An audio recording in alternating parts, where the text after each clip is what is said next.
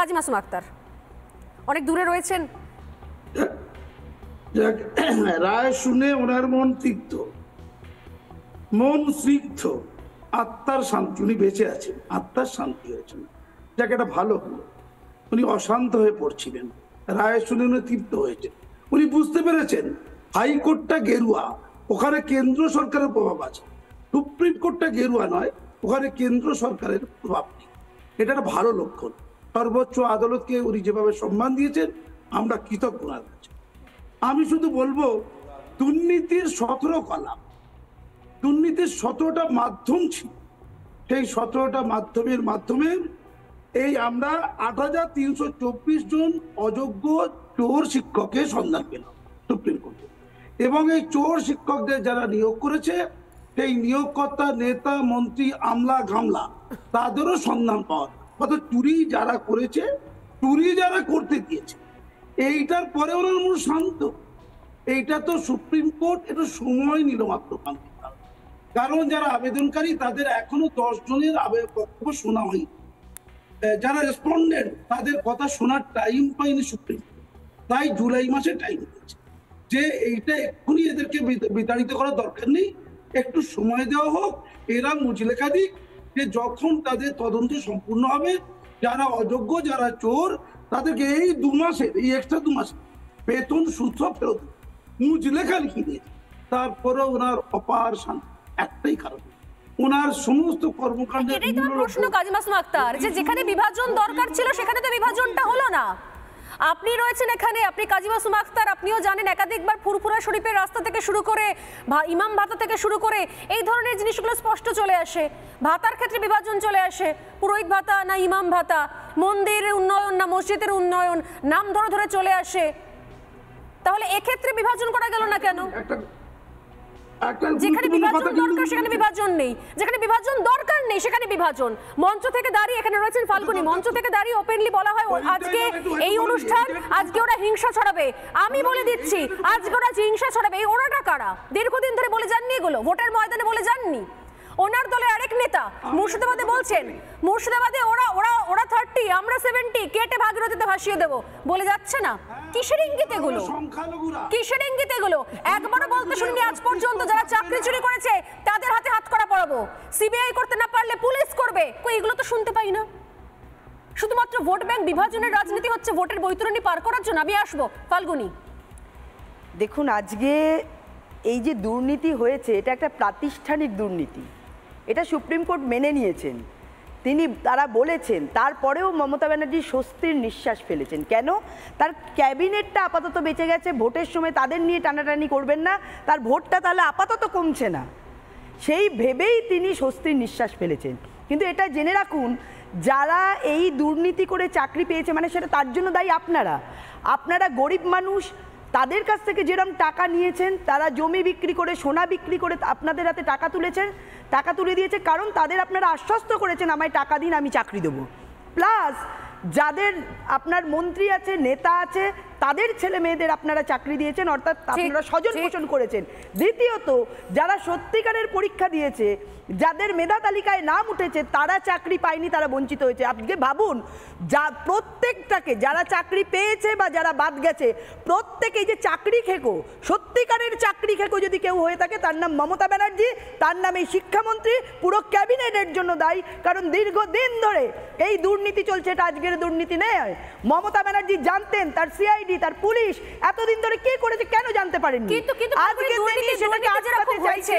আপনারা ভুলে যাবেন না, দুর্নীতি যেরকম হয়েছে, উন্নয়ন তো হয়েছে, মন্দির থেকে মসজিদ থেকে এগুলোর উন্নয়ন তো হয়েছে। না হয় 2-4টে চাকরির ক্ষেত্রে, না হয় 2-4টে দুর্নীতি তো হতেই পারে রাজ্যে। উন্নয়ন রাস্তায় দাঁড়িয়েছিল, আজ তিহাড় জেলে দাঁড়িয়ে আছে, বসে আছে, দেখতে পেয়েছে মানুষ উন্নয়ন কোথায় আছে। উন্নয়ন তৃণমূলের বাড়িতে হয়েছে, উন্নয়ন তৃণমূলের হয়েছে, সেটা সবাই দেখতে পেয়েছে। আজকে বিভাজনের রাজনীতি এই কারণেই করছে, তিনি দৃষ্টি ঘোরাতে চেয়েছেন। দেখুন, রাম মন্দিরের কথা বলছেন, এটা আমাদের ইস্তাহারে ছিল, 370 আমাদের ইস্তাহারে ছিল, আমরা সেটা করেছি, সেটা আমরা বলেছি, কারণ যেটা আমাদের ছিল সেটা আমরা করতে পেরেছি। নরেন্দ্র মোদী থাকলে যেটা বলে সেটা করা সম্ভব। ইস্তাহারে কিন্তু কে বলেছে? এই দেখো, বিজেপি বললো, নরেন্দ্র মোদী বলেছে তাদের ইস্তাহারে ছিল রাম মন্দির। দাঁড়ান, এটা বিজেপির লোক বলতে দিন, স্বীকার করলো। বলতে দিন, স্বর্ণালী, রাম মন্দির। বলতে দিন, আরে কি বলতে মুশকিল, দিন। ইস্তাহারে ছিল তো। বলতে দিন। চাই তো এটা। আরে আপনি আমরা তো অবাক হচ্ছেন, সত্যিটা ইস্তাহারে ছিল তো রাম স্বীকার মন্দির। ভালো, শুনুন, না স্বর্ণালী বলছিল বিজেপির বলেনি তাই। ইস্তাহারে রাম মন্দির ছিল তো, এটা সমস্যা কোথায়? 500 বছরের- মোদী কোথায় বলেছে? শুনুন, মোদী শুনুন, কোথায় বলেছে? আপনাদের আপনি প্রশ্ন করবেন না আমার। আমি বলেছি যে এমন 5টা মন্দিরের নাম বলুন।